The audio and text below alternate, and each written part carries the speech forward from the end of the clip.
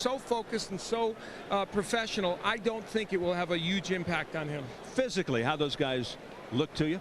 Well, let's just say that Ricky Hatton belongs in our weekend promo, doesn't he? Oh. Do they have buffets in England? I know they have here in Las Vegas. Wow. Well, you know, this is part of the problem with Ricky Hatton is that he does go up and down in weight, and he would like to do that less, but, you know, he has to come down a lot for these fights, and I think someday, all joking aside, that's going to catch up with him. I don't know if it'll be against Costa Tszyu. That'd be flattering to Kirstie Alley, by the way. By the way, true. that show will be live to the United States. It'll take place. We'll be actually announcing the fight about 2 a.m. Exactly.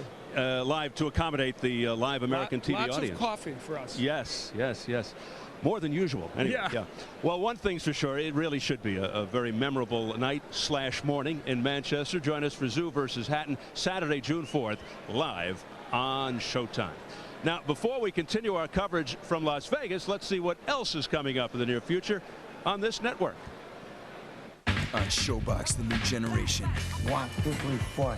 For today's hungriest young fighters, it all comes down to one moment. You gotta do the work. That is why you spar. That is why you sweat. That is why you work till it hurts. Now the moment is here. When former junior Olympic gold medalist Robert Guerrero goes toe-to-toe with southpaw Adrian Valdez on ShoBox, the new generation. Friday, April 1st at 11 p.m. Eastern and Pacific, only on Showtime. America's Fight Night is on Showtime on the first Saturday of every month. They're real fights for real fight fans. In April, the world's most powerful cruiserweights collide. WBC champ Wayne Braithwaite, WBA champ Jean-Marc Mormec. The winner will be the first unified cruiserweight champion in nearly 20 years. Braithwaite versus Mormec, Saturday, April 2nd at 11 p.m. It's America's Fight Night on America's #1 boxing network.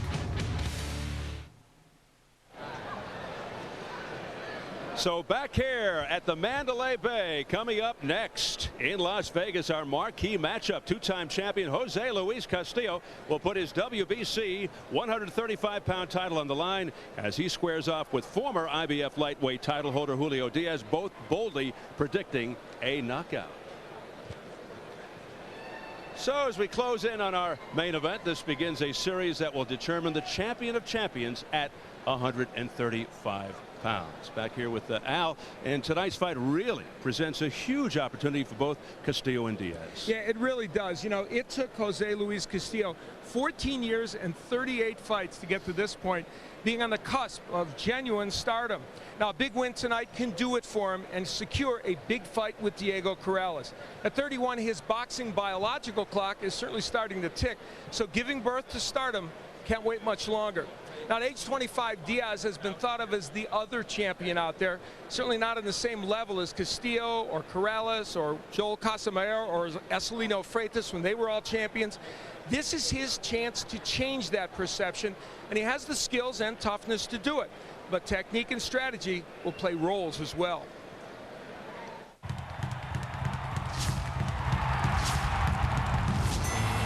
One of those Diaz strategies is to throw a lot of jabs and with conviction.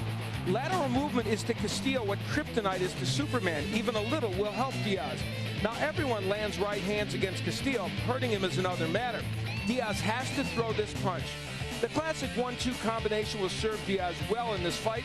The left jab will set up what is a very good right hand for Diaz. For him to win, this scene must be reenacted a lot tonight. A big part of Castillo's attack is to the body, and that should continue tonight if he's to be successful. Castillo needs to get his left back in defensive position quickly to block those right hands. When he gets inside, Castillo should rip the left hook. Diaz has been down with this punch 3 times in his career. The head is an inviting target when the hands are this low, and if they are tonight, Jose Luis Castillo will get a left hook in just like this.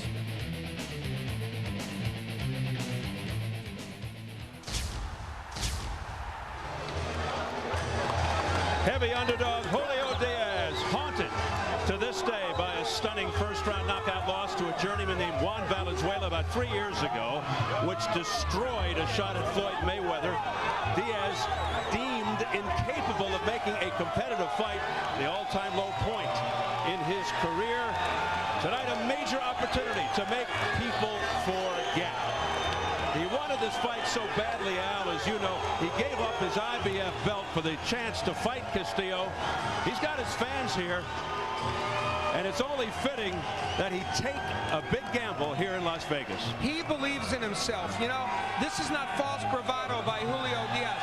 He thinks he has the boxing skills and even the power to beat Castillo. We'll see. The youngest of 4 fighting brothers from the small town of Coachella, California. He didn't like boxing at first, but went to the gym so he could be with his brothers. Turns out he could be the best of the brothers. With a win tonight, Diaz with a chance to fight the top 2 lightweights in the world 2 months apart, Castillo and Corrales. Very motivated. He's also 2 years wiser, more experienced, more mature since they were supposed to fight, Diaz and Castillo. Castillo pulled out with a hand injury, so is this destiny for Diaz? We'll see.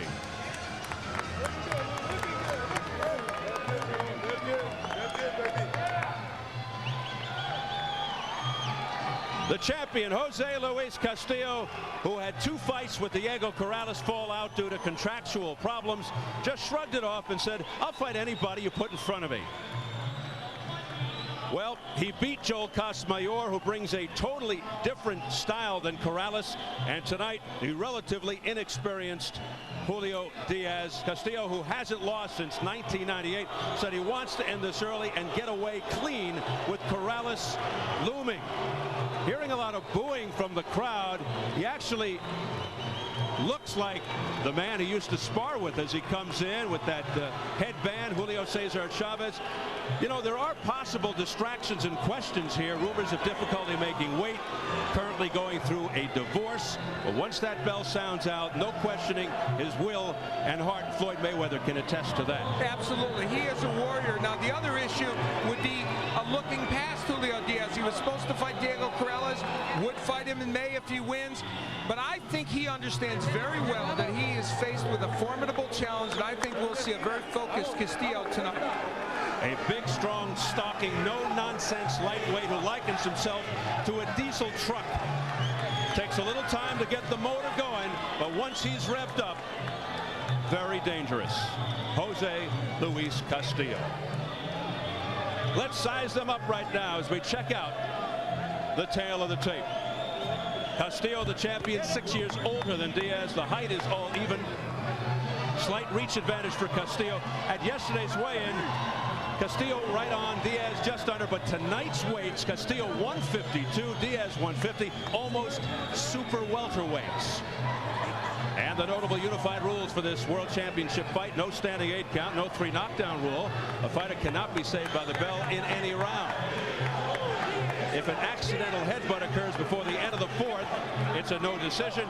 If it happens after the end of round 4, they go to the scorecards. A lively crowd here at the Mandalay Bay in Las Vegas. We're getting ready for our main event.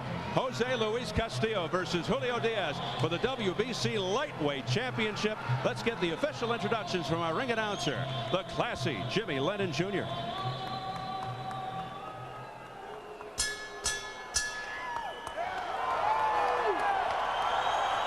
Ladies and gentlemen, a very good evening to you. We welcome you to the beautiful Mandalay Bay Resort and Casino in Las Vegas, Nevada. It's time for the featured bout of the evening, brought to you by Bob Arum's Top Rank Incorporated in association with Saquon Ringside Promotions, Mandalay Bay, eBay Sports, and Showtime. This bout coming away is sanctioned by the WBC, President Jose Sulaiman, supervisors Osvaldo Bisbal and Rex Ross Walker, along with the Nevada State Athletic Commission, the chairman Skip Avancino, commissioners Dr. Tony Alamo, John Bailey, Joe W. Brown, and Dr. Flip Homansky, with the executive director Mark Ratner.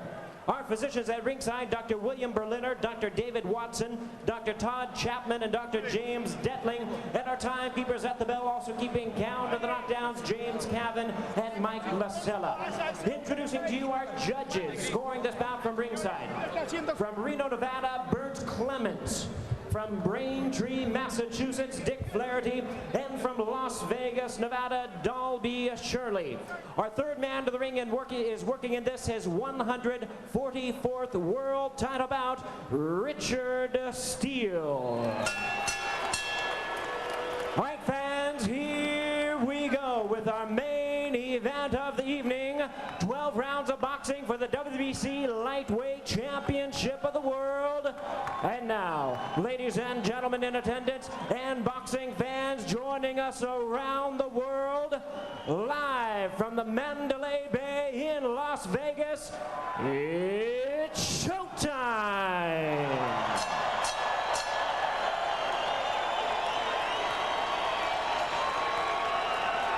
Introducing to you first the challenger on my left, fighting out of the blue corner, wearing navy blue trunks with white trim, representing the well-respected boxing fan.